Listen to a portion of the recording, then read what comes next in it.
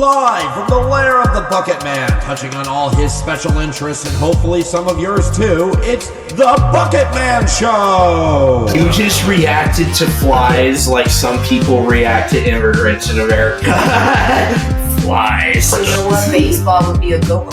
For like, what? You're swinging a bat with your arms. To run. And I'm like, okay, whoever this guy is a unique individual. I like how it's just dirty, drunk, like fed up. Bob Barker's just like, I hate this show. I don't give a fuck anymore. I think that's the real him. I vomited on my tank top.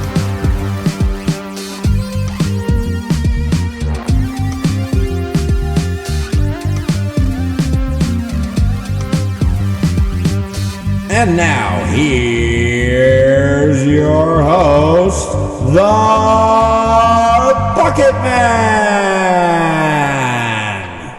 Hello everyone, and welcome to the Bucketman Show. Now, you may remember there used to be a series like this I had before. That was the very start of this channel altogether and all the content I did. And it's a way for me to start generating what you have now. You're watching me, all this. It's not being very well presented, but you know, you'll see later on. Or you go watch more of my stuff, or you don't. Who knows? But the point is, this is the new Bucketman Show. But we're just going to call it the Bucketman Show. A podcast I am now doing. I made an attempt last year. I broke down into a microcast, which I have been doing recently, and this will continue on as that in a sense too, but more about me. So that arrogant thing to say. I'm the Bucketman. I'm 34 years old. I live in New Jersey. I am a content creator. I do cannabis content, anime content, current events, anything that perks my autistic ears up. You know, all that good shit. I try to be something positive and something to make people laugh and smile during this chaotic time we live in right now, as well as my ambitions to destigmatize and educate the cannabis community and people with cannabis.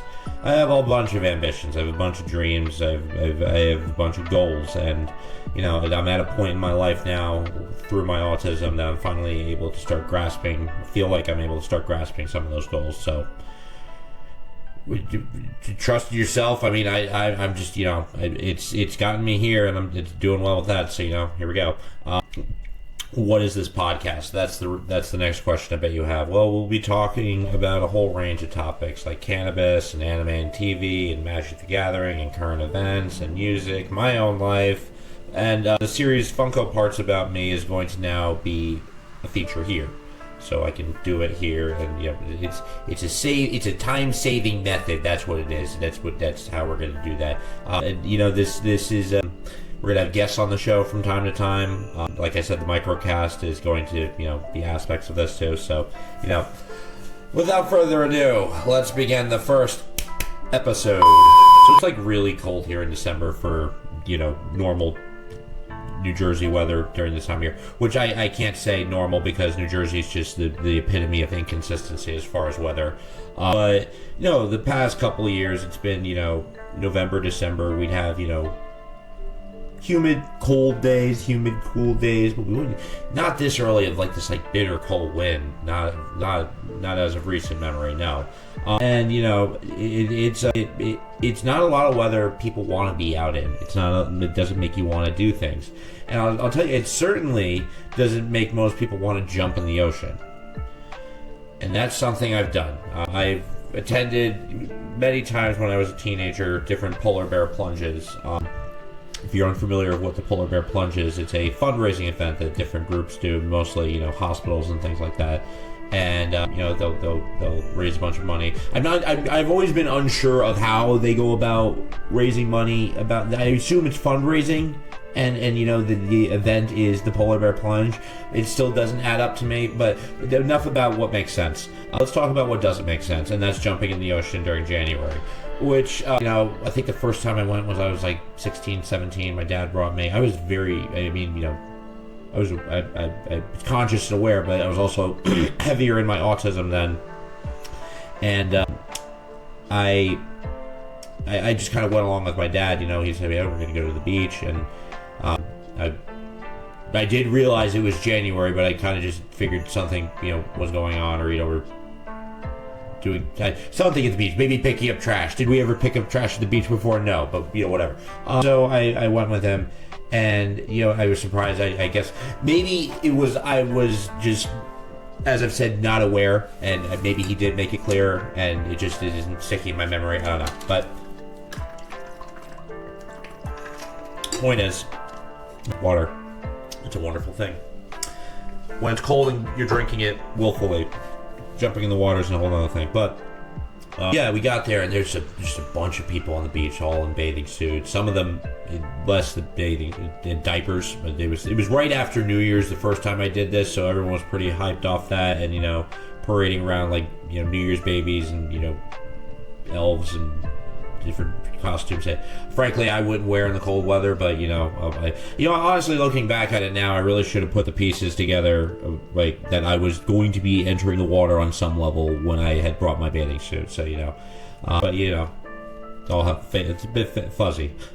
Now, again, that's just unawareness levels with autism. Like, you know, sometimes you remember doing things clearly. Do you remember every single conversation? Or, not that anyone does, but also just, like, you know, the vibe? No, not entirely. That said, so we got there, and I asked him what was going on. He explained it to me the best he could, and I understood that, you know, it was a fundraising event where we ran in the water, and that's, you know, about the end of where it went for me. And, you know, as self-conscious as I was as a kid, I did feel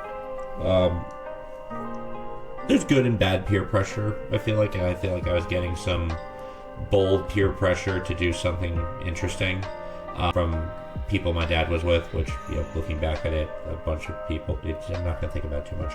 But yeah, I ended up jumping in the water, and boy golly, that was a sting. I never thought water could feel sharp, but goddamn, that was like jumping in like a sea of blades. My God, it was. I sat in the water for like, I think like 20 seconds, just to like, out of like, oh, I don't want anyone to think I'm like a pansy or something, which stupid. But yeah, I stayed in the water for a bit, and then I was just like, even the sand felt like blades. I didn't know sand could feel that like terrible. That was just, granted, I felt very awake and alive, and I think that was one of the the first times, like, in my young life that I like had that surge of like, oh, I'm alive. But yeah, sharp water like glass, sharp sand like glass, all because of cold weather. It was something else. It was something else, and would I do it again? Would I do it again?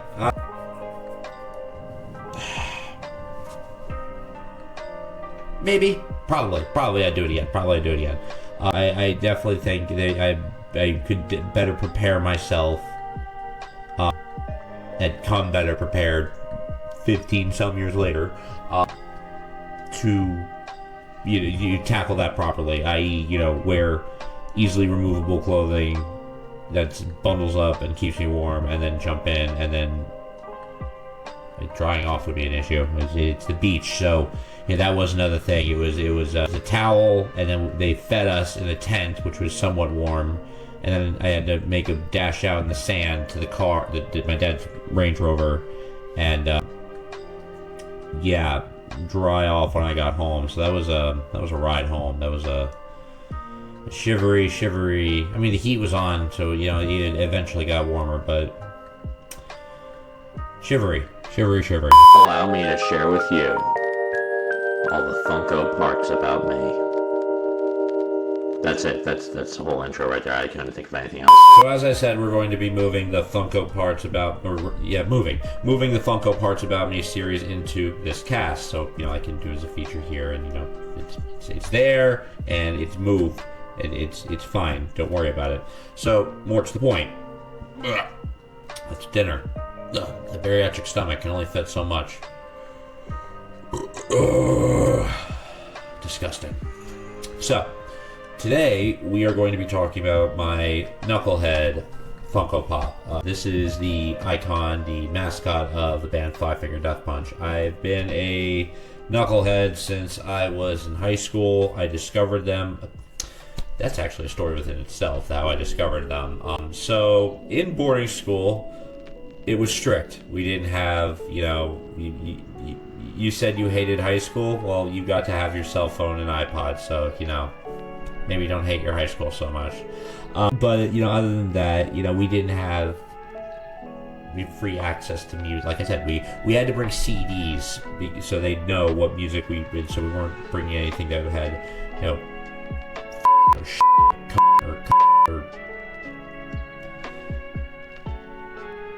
bewildered, butchered, butt-fingering, cock-sucking, limb removal. I don't know. But the point is that we were very strict on the media that we could, check in and bring with us. So that left us to, through the firewall that they had set up on the internet there, a very limited array of ways to access music otherwise. However, this was not the best firewall. There were low radar things that snuck under and people were able to get through, such as I can't remember the name of it. It was like an underground metal radio band, like a radio. I think I wanted to say like the Metal Pirate. I can't remember the name of it, but I discovered that, and this was when I was diving into more seriously. This is my definition of it through my autistic lens. Diving more seriously into the songs that piqued my interest from Guitar Hero. That was my greatest exposure of music that really kicked me into it. It sounds stupid, but for an autistic person, if music is a foreign concept to you as a kid, and you only like, video game themes and TV themes and things like that, then the best way to get you to be a fan of music outside of that, I won't say modern or contemporary, like great whatever music, just music outside of that realm, is to play Guitar Hero and enjoy it and start picking up on the songs from there. Not like it was so easy for me to just digest that as enjoyable more, rather than feeling intimidated by, I guess, what I felt to be what normal people ingested, just viewing it from how I viewed it at the time. I don't know. But the point is that what was I talking about? Hold on. Oh, Five Finger Death Punch and the radio. So yeah, that was me diving more seriously into those songs from Guitar Hero. Thus, I found this radio station that through I'd listen to it in class, I'd listen to it before I go to bed. And because it was really the best source of music at that time in boarding school that I had. And I discovered a few bands through this. I discovered Soilwork. I discovered Napalm Death. Five Finger Death Punch was the big notable one for me, though. And I started listening to their album. I even went out of my way to get War is the Answer censored to bring to campus. I can't remember how I got that at the time, but just ridiculous, just thinking back at it. But yeah, and right when I got out of boarding school, I went to see them live, and I met Ivan, I met their bass player at the time, Matt Snell. I've seen them several times since then too. More water.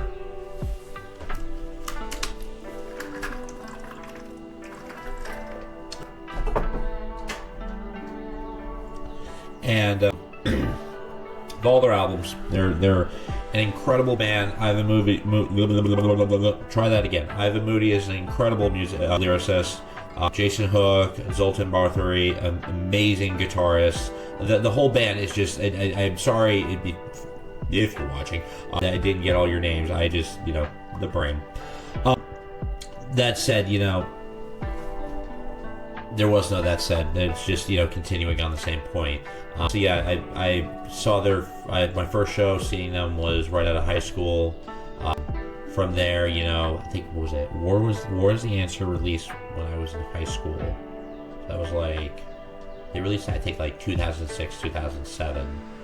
And then, let's go play. I'm going to bring up some assistance here. I can do that. This is my show. So let's see here. So yeah, they released War the Answer was in 2009? No way. Yeah, oh wait, that makes sense. That was my last year. Okay, so that makes sense. Okay. And then it's all coming back to me now. So then American Capitalist released, I remember that was while I got my first job at some food store. I forget.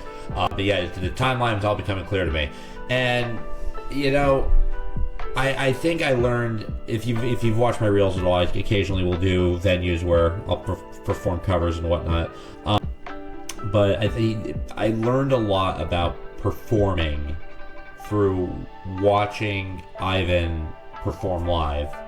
I can't say for certain, but I will say that we have similar vocal points that at least I picked up on and was able to, you know, mimic or, you know, practice what he did. I don't know how to really label it.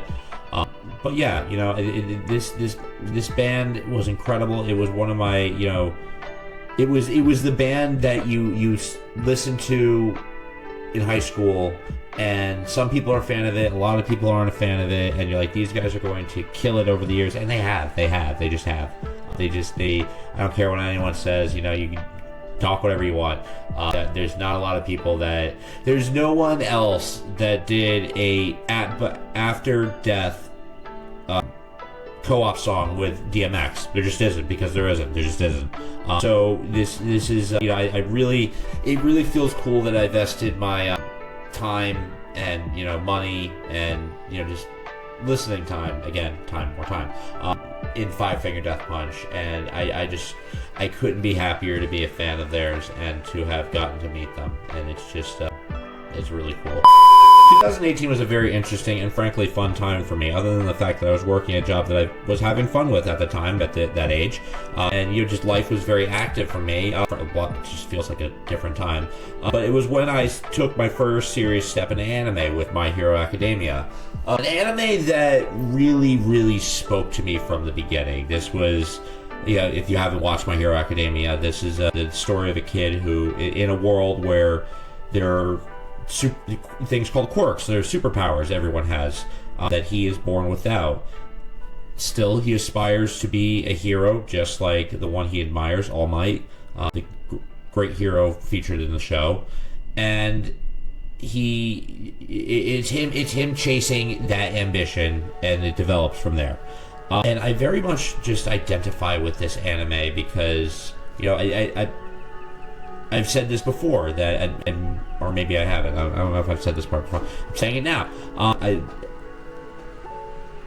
I was always told when I was, you know, very young, what I probably wouldn't be able to do. What my parents could expect me not to be able to accomplish. Which is why, even more so, I think it really vibes with me and you know, hits me hard. The scene where Deku is staring at his screen and crying and pointing at All Might and asking if he can still be like him. And his mother runs up to him, sobbing and saying, "I'm sorry," which is something my mother would say to me a lot too. And, you know, I just think that, you know, it grabs your heart, but it also really is inspiring to hear a story of someone who was told in multiple different ways that they can't, the story of how they did, and did it in a way that no one's done before, and, you know, in many different, it's just, it hits me so hard, so many different parts of that show. There are so many different, like, characters I vibe with, but that aspect of it most of all is just what I really identify with. And I've dived so far into my vibe with this. I was going to talk about the fact that this anime has ended recently. Yes, we don't know to what extent, but this story of the anime is over. The story of Deku, I guess I was trying not to spoil it, but inheriting One for All and defeating All for One. And my cat's going nuts. And, you know, I was very worried because this ending started getting spoiled from where it was in the manga. And you could go look at how that one ended, but it was troubling to me. I guess I have to divulge. The way it was depicted in the manga was that Deku took up a job teaching, and everyone pretty much just went on with their hero careers and forgot him, chiefly Uraraka, which I have had leagues of issues with. How the anime, and again, maybe they've updated the manga. I don't keep up with the manga. I don't know. I think I've said this before that it's not that I don't like mangas. It's the fact that I prefer to see how it played out in the Imaginer's head, the creator, in motion. So, but yeah, how the anime ended was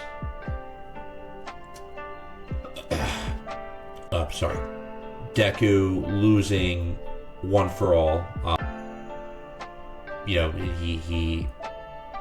not going to spoil too much. I'm just going to say, and the final episodes are closing points for Todoroki's family. Deku talks to Spinner, one of the villains, and tells him Shigaraki's last words, and then once it starts getting into the close, you're like, is Deku just a teacher now? Because that's kind of how they have him at a desk, and his power's gone. But it seems All Might made him this. They didn't dive too much into it. It looks like a similar kind of suit that All Might used to fight All for One for the last time. And I gotta say, it's infinitely a happier ending for me to hear that he's included. He's still included. That the fact that he's quirkless, he just use his quirk, and then he how it looked in the manga, and just all right, you, we're leaving, bye. No, it seems like he made long-standing relationships and friends, which is I like that. I like that ending. I'll just say that I like that ending because it's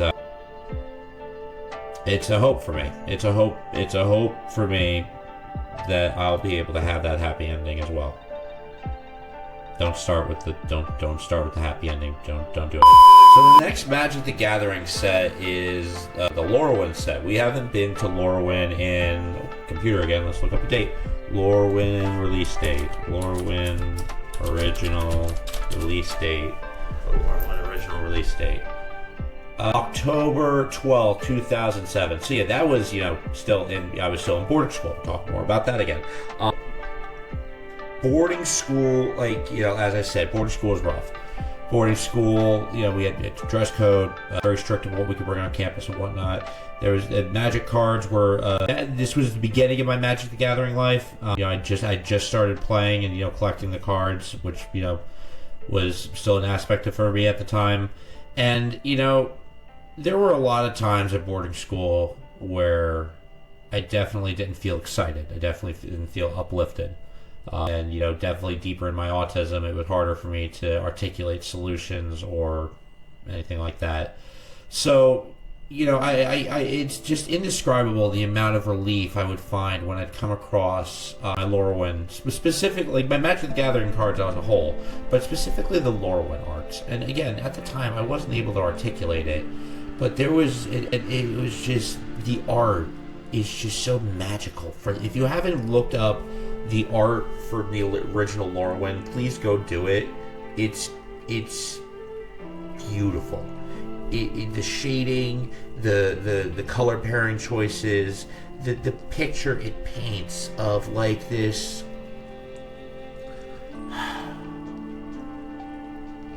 just paradise. That's just it's a paradise.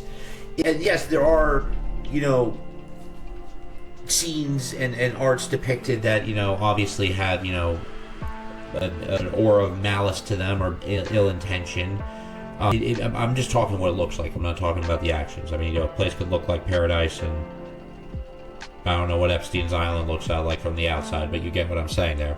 But yeah, it beautifully crafted art, and the creatures. We had the fish people, the merfolk. We have the fairies, the tree folk, like the talking trees. That's something out of the perfect fairy tales. The fairies, the tree folk, the merfolk. More water.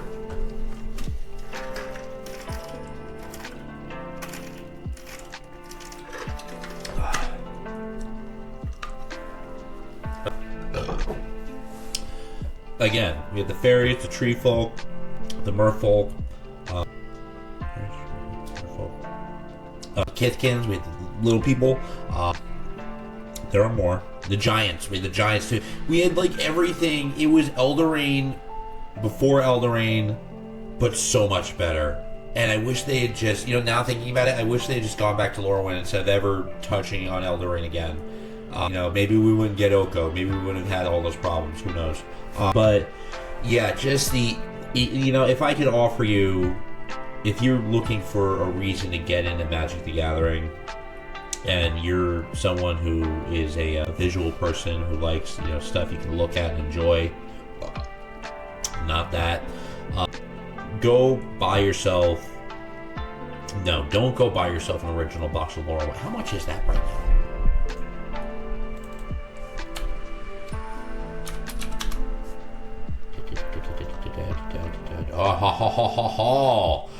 Yeah, don't go do that unless you have $1,700 to spare. My God. Well, that's a booster box, and then that's a starter deck box. Yeah. So yeah, that's just the art. That just shows just how magical the art is right there. So yeah, I think that just. Go look at some Lorwyn art. Whether you need a reason to start diving, get a way to segue your mind into being visually appealed into Magic the Gathering, or if you just want to look at something pretty, go look up some Lorwyn art from Magic the Gathering. It's beautiful, and I'm very excited for the next set. And I probably will light myself on fire if they do the art wrong. So now we get into the politics, and it's not even. I can't even call this politics. It's just silly, petty, dumb nonsense. And you probably guess who I'm talking about. So, this past week, amongst the many things that he's done this week, Trump has gone through all of his predecessors, you know, in the White House that they have hanging up. They have all of his predecessors, you know, all the past presidents hanging up on the wall with excerpts under them about that they obviously get to choose for their own portrait that they leave behind. Wait, hold on. I'm not even gonna look that up. There's probably not a clear answer to that right now. Who writes that? If the rep writes it or they write it, who doesn't matter. It's about them and it's of their wishes or in spirit of them. So that's just that. But not anymore though, because Trump has seemed to gone through the White House. You know, I just imagine he's gone through. I might get to that yet. He's gone through. And he's rewritten all the passages under the portraits, along with replaced Biden's picture with an auto pen. Which let me just say this real quick, so I can just point this out. I am not a cheerleader of any of these people. I have pointed out how I did last year during the election because of the contrast, and because we just wouldn't be where we are right now. We just wouldn't. Would we be in a super amazing better place?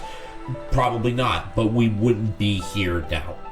So that's it. And I just imagine him just like, just like haunched over.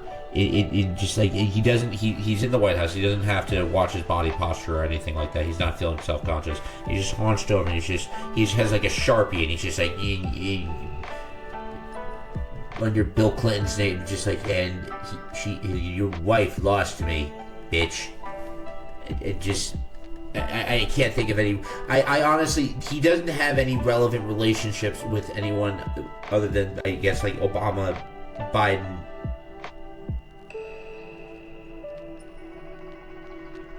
and Clinton. I mean, I guess he has somewhat of a relationship with Bush, but like, it's not as like well known as how he talks about Obama and the others. But aside, and it's just another example of just petty, childish. Like, I feel like most adults I can't even say adults, old men his age would be self-conscious about knowing that. But again, this is him we're talking about. It's just, I don't know. I'm definitely not shocked anymore. I just am aware. I just watch this stuff now, but it's just like, I don't know. I'm of no illusion that any of these past leaders have been saints. No leader has gone without scrutiny throughout history, even Jesus Christ. And that's just a fact. I do think, though, that there is, again, a clear contrast between, I'll say, when I was born in 1991, leadership we've had then, and between then and 2018, and again as of 2024 or 25, however you want to, whatever. Yes, it would be 25.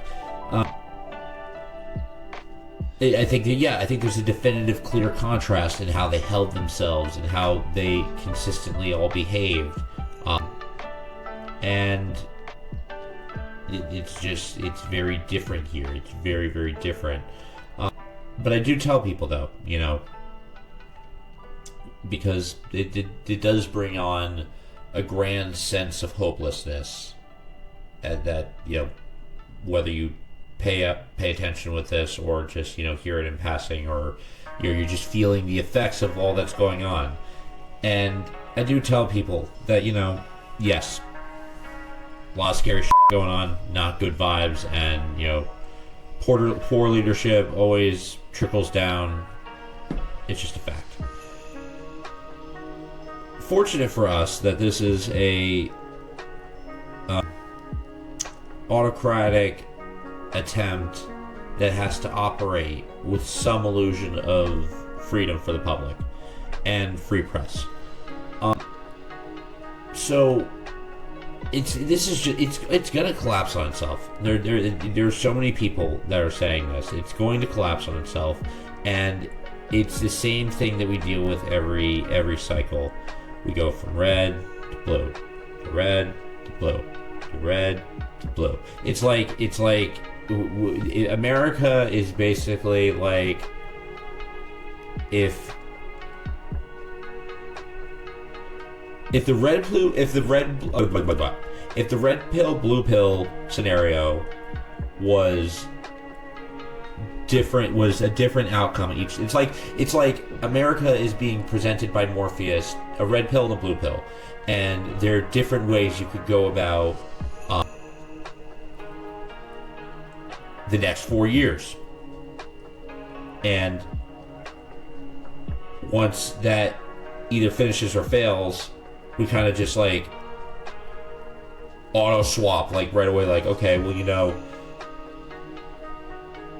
just every time thinking it can't be the same one twice. Like, that's just the best way I can think of it.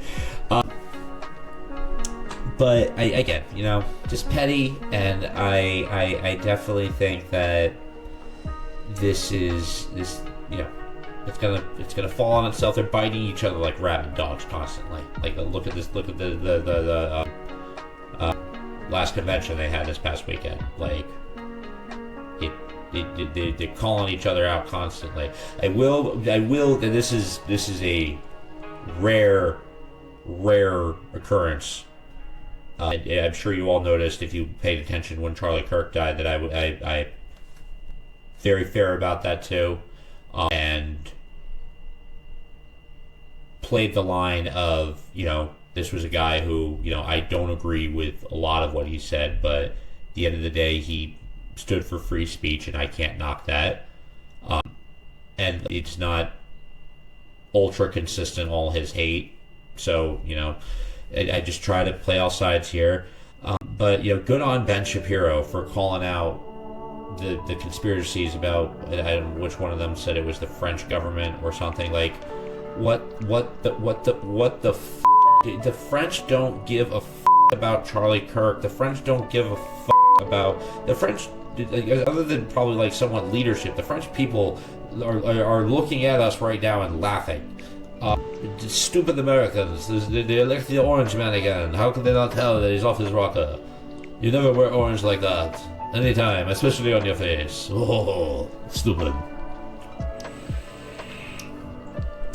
So it's good on him for standing up, especially, going into the pen of it and just speaking out and calling these people out and just saying, hey, let's just talk real here. While Steve Bannon looked like Ron White.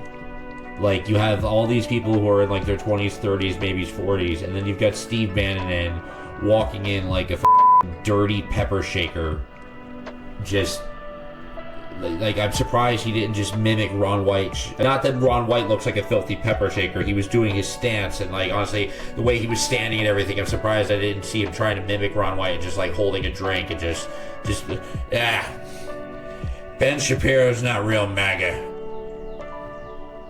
Ben Shapiro can't handle the truth, which is our truth, and not real truth, but lies, but it's our truth, and he can't handle it. So that's just, Steve Bannon is such a dirty,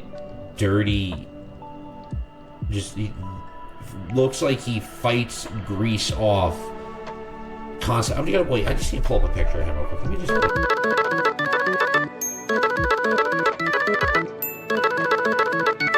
Guy you pull over for suspicion of being drunk and ask him to get out of the car 30 seconds into your interaction with him. Guy who kicks down daughter's boyfriend's door and leads her out by the arm forcibly. Too handsy with female entertainers. How many sexual harassment lawsuits? Something past or present cocaine addiction. Most definitely has a bunker when he doesn't need a bunker. Collects Civil War weaponry and also beats his wife. Participates in Civil War reenactments and also calls anonymous police reports against black people that live like 5 miles away from him. Simple, white, wife beater. That's all I got. So, ladies and gentlemen, that was the first episode of the Bucketman Show. I hope you enjoyed the conversations we had here today. If you did like it, please, if you're on the YouTube, subscribe, like, comment, share. Don't do that unless you need to. Don't force yourself to burp. You'll throw up. It's not healthy. If you're on the Instagram, please follow, like, share, comment. And, would you guys want to see this done live? Would you guys want to have this show done live and, jump in with comments and questions and things like that? Let me know in the comments, please. Please let me know in the comments. Please let me know in the comments. Please let me know in the comments. Please let me know in the comments. I want you guys involved in this. I want to talk about things that you also want to hear. So, get involved, come hang out and, maybe even jump. I will take people on the show in person or over video or voice. And, I want this to be a fun show. I want it to be fun. So, I don't know how to end these things ever. I'm just going to go to the end card. Autistic Lorwyn. Autistic Lorwyn.